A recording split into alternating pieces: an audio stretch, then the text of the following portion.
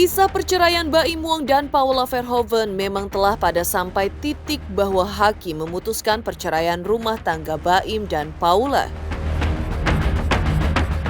Namun tak disangka bahwa ternyata usai hakim mengetuk palu, tanda bahwa keduanya kini telah resmi bercerai, masih tersisa drama yang kini terus menjadi bahan perbincangan publik.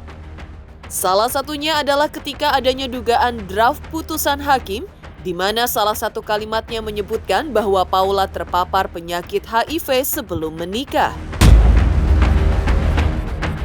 Mengetahui hal tersebut, Irjen Pol Ricky Sitohang mengaku miris dengan apa yang kini sedang terjadi pada Paula dan sangat geram kepada Baim Wong.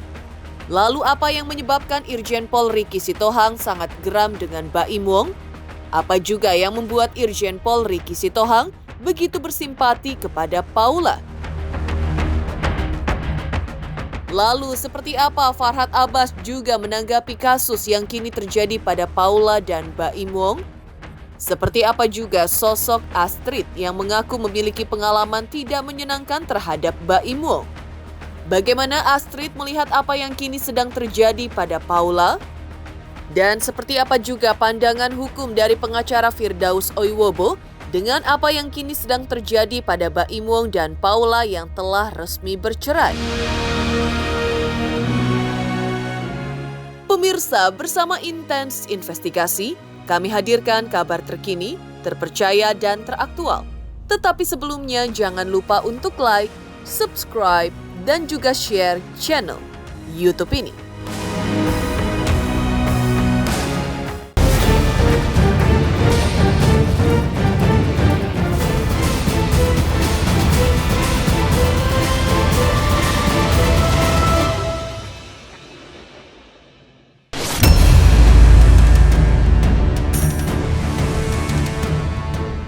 Babak demi babak saat ini sedang dihadapi oleh Baim Wong dan Paula yang kini telah resmi bercerai oleh putusan Majelis Hakim Pengadilan Agama Jakarta Selatan. Dan salah satu praktisi hukum yang geram melihat kasus ini adalah Irjen Pol Ricky Sitohang yang mengaku miris dengan apa yang sedang dihadapi oleh Paula usai resmi bercerai dari Baim Wong. Ya, sejatinya penyakit HIV/AIDS adalah aib yang tak bisa ditutup-tutupi. Karena begitu seorang pasien menderita vonis HIV/AIDS, nyawa sang penderita HIV tak hanya bisa melayang, tapi juga bisa menularkan penyakit maut tersebut ke keluarga. Tapi buktinya dari sejak menikah di tahun 2018 lalu hingga kini 7 tahun berlalu, Paula bisa mengandung dan melahirkan 2 orang anak yang sehat. Bahkan Baim pun telah resmi membeberkan bukti bahwa dirinya bebas dari penyakit HIV/AIDS, yang sontak saja membangkitkan gelombang reaksi pro kontra. Salah satunya Irjen Polisi Ricky yang mengulik aksi Baim menguak Paula menderita penyakit kritis dan tidak bisa disembuhkan. Bisa beresiko fitnah. Tak pelak, tanda tanya pun mencuat.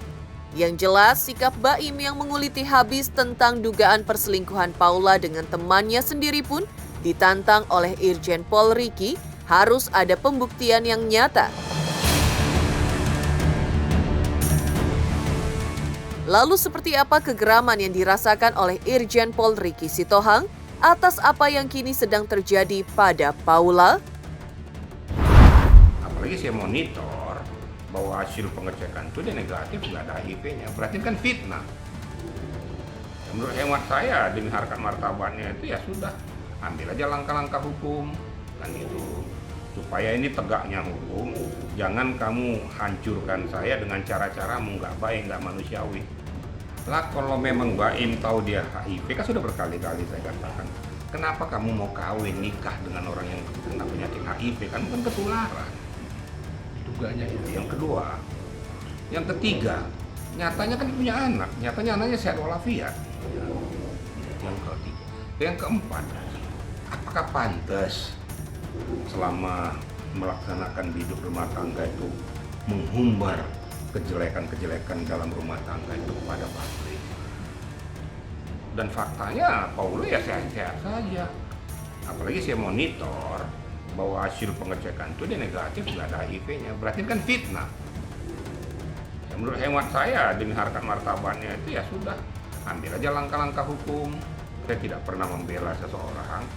Kalau memang Paula melakukan kontak hubungan komunikasi dengan seseorang secara tertutup, ya apalagi menjurus pada suatu hal, ini juga tidak layak juga, tidak elok.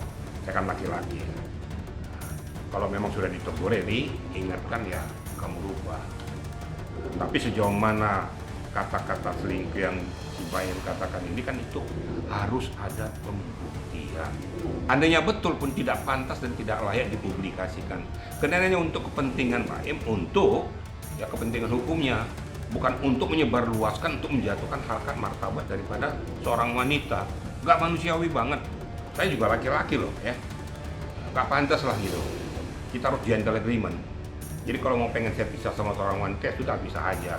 Orang laki-laki harus berani berbuat, berani bertanggung jawab. Itu baru laki-laki. Jangan seorang laki-laki mau pengen pisah tuh jelek-jelekin dulu pasangannya. Laki-laki banci menurut saya gitu loh. Kalau laki-laki yang jantan, ya sudah kita pisah. Tapi nggak perlu saya jatuhkan harkat martabatnya.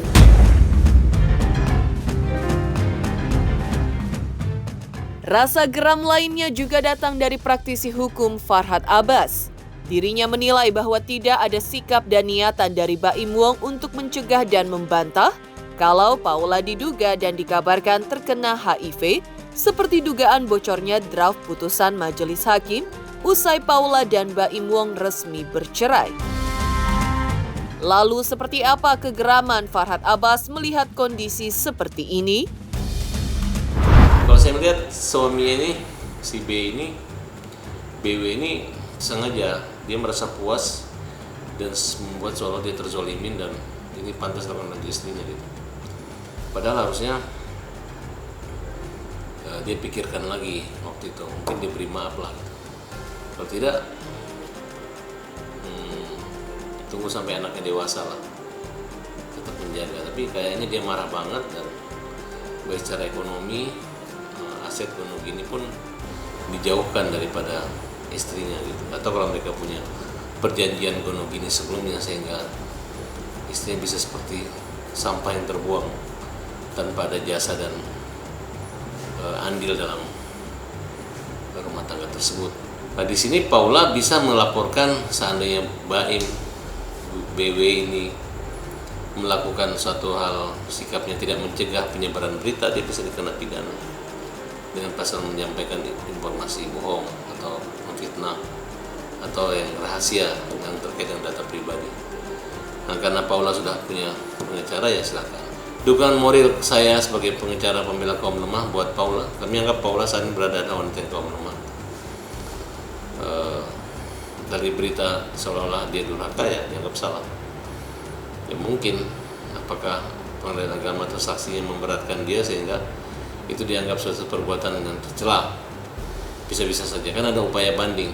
Bisa juga kalau dia bisa membuktikan tidak ada, bisa juga nanti dianulir oleh putusan yang pengadilan tinggi maupun Mahkamah Agung. Ini pun berjalan. Kalau Baim BW ini saya lihat memang ingin banget cerai dan dia berpikir kalau dia ini sukses mengurus anaknya ya ada positifnya juga gitu. Tapi sudahlah gitu. Banyak juga orang tua yang mantan-mantan anaknya sukses gitu. Ini kan suami kamu ini kan belum tentu berzina, tidak ada buktinya. Makanya ada pengadilan. Apabila tidak berbukti ya kita harus, karena dalam hukum Islam itu baik masalah perzinahan tentang rajam maupun tentang kisah pembunuhan itu ada sifat-sifat penyayang Allah, di situ ada sifat kasih sayang gitu. Sifat hak asasi manusia memang dihukum membunuh, tapi kan ada beberapa syaratnya. Di antaranya kalau buat pembunuh itu dimaafkan dan membayar diat, sedangkan buat pezina apabila ada saksi 4 itu tidak akan mungkin ada saksi 4 yang melihatnya. Saksi yang membaca chat itu hanya Baim sendiri.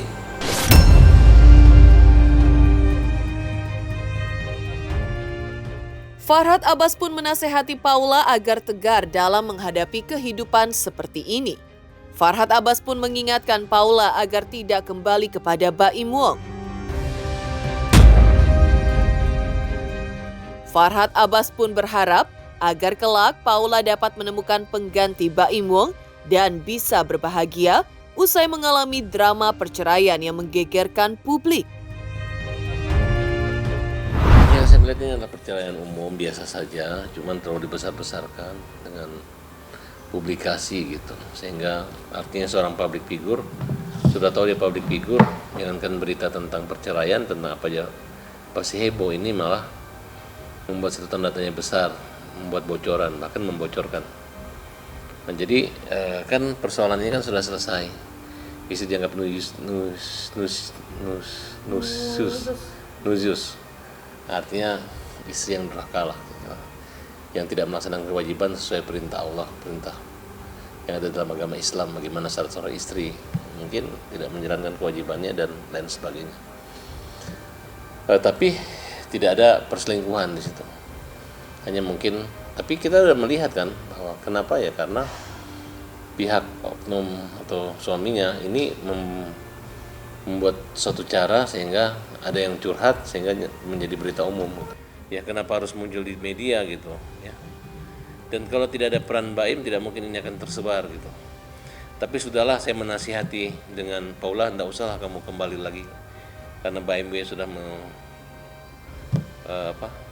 sudah mempermalukan kamu gitu. Masih banyak laki-laki lain. Jadi tidak sampai di sini akhir daripada kesedihan.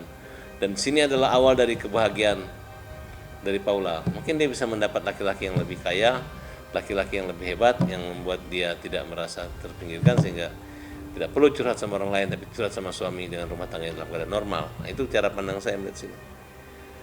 Jangan kita pikir Paula sekarang kehilangan anak 2 dan dikatakan istri durhaka dia lemah atau dia kalah.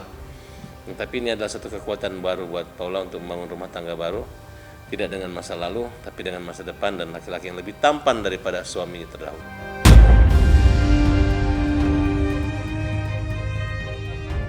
Satu-satu pihak yang pernah bermasalah dengan Baim Wong muncul secara mengejutkan, mengungkap sisi gelap seorang Baim Wong. Salah satunya seorang wanita bernama Astrid yang pernah menuntut Baim atas wan prestasi. Mengapa Astrid menyebut Paula Verhoeven korban manipulatif seorang Baim Wong? Selamat untuk Intens Investigasi karena sudah mencapai 3 juta subscribers di YouTube. Sukses selalu and all the best. Oke.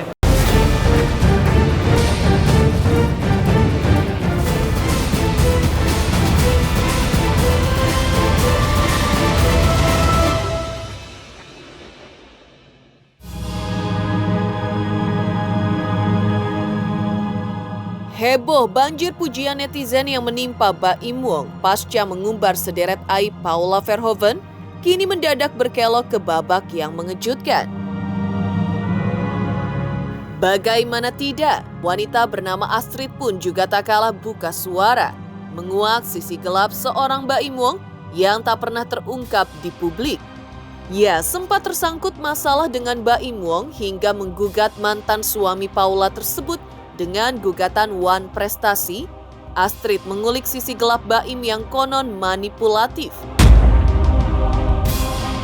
Sehingga ketika Paula mendadak jadi diserang hujatan hingga bully dari netizen pasca dibuka aibnya oleh Baim, Astrid pun menyebut Paula korban manipulatif dalam akun sosial media miliknya.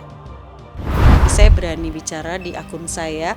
Sebenarnya saya tadinya tidak mau untuk bicara ini di media, tapi saya kira nggak apa-apa, saya harus berkomitmen, bertanggung jawab dengan apa yang saya ucapkan gitu loh. Saya bilang Paula korban manipulatif. Itu sampai dilihat 700.000 sekian tayangan, komentarnya juga 99,9% mungkin semua pro Paula. Ya saya ngerasain itu bahwa Baim memanipulatif satu kondisi. Saya terakhir komunikasi sama Baim saat itu ya, sebelum sampai muncul ke permukaan, sampai seru juga tuh gugatan-gugatan pada saat lucu-lucunya itu masalah. Saya sempat bilang gini sama Baim, satu kalimat saya underestimate loh sama kamu. Dan saya bicara langsung sama Baim gitu loh, saya underestimate sama kamu. Dan lucunya pada saat permasalahan itu muncul gitu loh, Baim membuat statement yang menggiring opini netizen.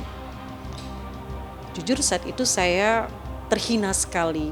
Dibilang banyak banget netizen yang membela Baim. Pada saat itu mungkin memang Baim sedang luar biasa sebagai seorang pelaku YouTuber, melakukan kegiatan sosial eksperimen, membagi-bagi uang, ya kan?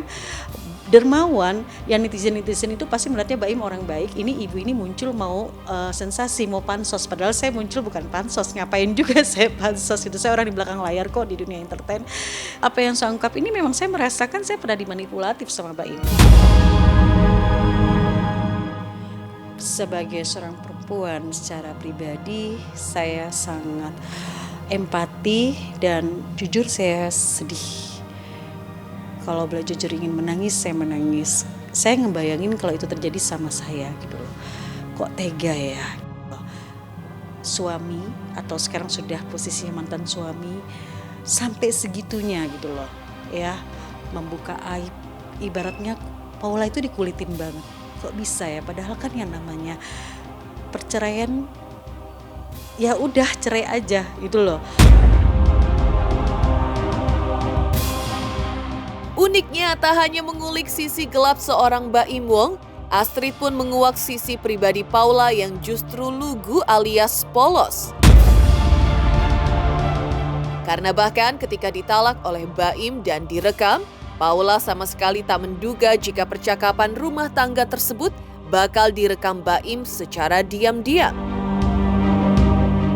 Kebetulan saya pernah mengenal sosok Paula di persidangan, ya satu kali itu aja, ya. Jadi saya ketemu dan saya bisa melihat sosok yang sangat lugu, malah menurut saya dia lugu, nice dan berusaha menjadi sosok istri dan ibu yang baik. Saya bisa melihat itu loh. Kita katanya mengcapture WA aja, gitu loh, untuk hal yang sifatnya menceritakan kejelekan orang itu tidak boleh, ya.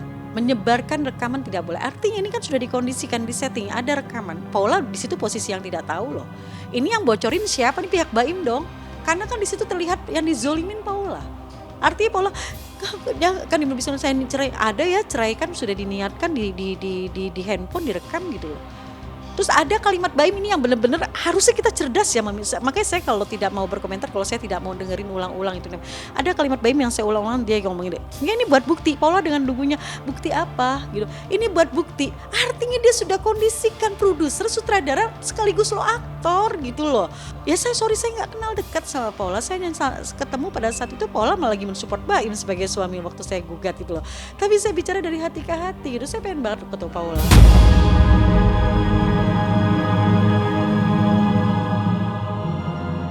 Merekam percakapan pribadi bersama Paula Verhoeven secara diam-diam, benarkah deretan bukti yang diungkap Baim Wong justru cacat hukum?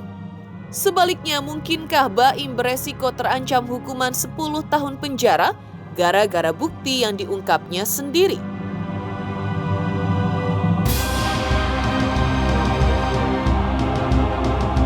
Selamat untuk Intens Investigasi karena sudah mencapai 3 juta subscribers di YouTube. Sukses selalu and all the best. Oke.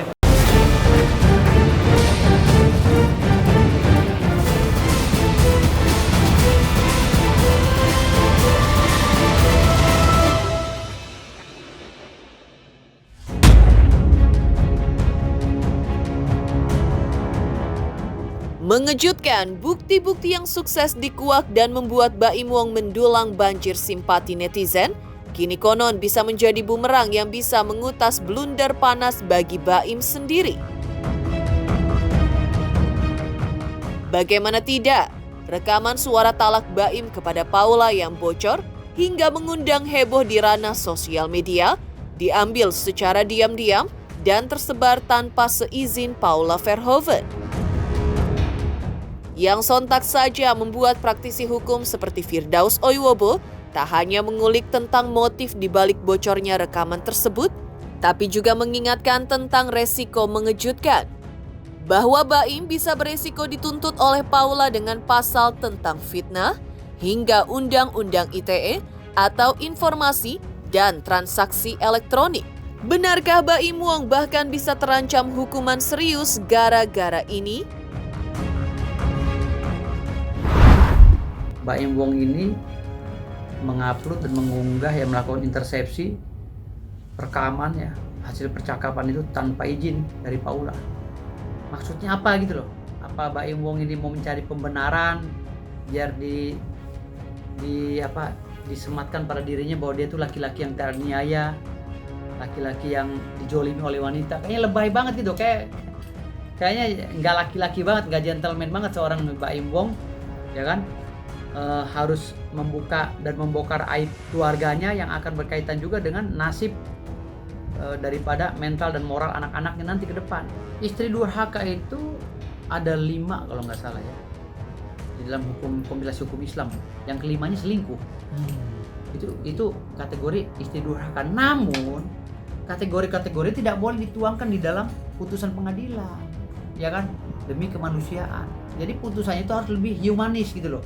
Jangan masa gini loh. Contoh ya, maling saja ya, di dalam satu putusannya itu ditulis bahwa dia telah bersalah, dinyatakan bersalah karena mengambil 1 unit motor, kan gitu. Tidak ditulis dia tuh bersalah karena dia maling. Kalau perselingkuhan itu bisa saja, tetapi ketika perselingkuhan itu alat buktinya itu dibikin cacat sama dia, dibikin alat untuk mempermalukan Paula, nggak bisa lagi. Kenapa? Karena bukti itu tidak boleh cacat, harus murni. Karena apalagi masuk dalam Undang-Undang ITE pasal 3 pasal 4 tuh. Nah, si Baim juga telah melakukan intersepsi, ngerekam si pembicaraan si Paulo tanpa izin.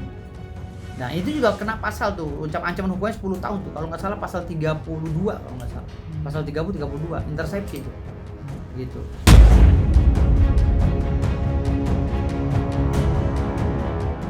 Demikian pemirsa kabar terkini, terpercaya dan teraktual yang kami hadirkan hari ini. Saksikan terus Intens Investigasi setiap hari Senin sampai dengan Jumat tayang 5 kali sehari, pada Sabtu tayang 3 kali sehari, yaitu pada pukul 11 siang, 12 siang, 3 sore, 5 sore, dan 6 sore tentunya hanya di YouTube channel.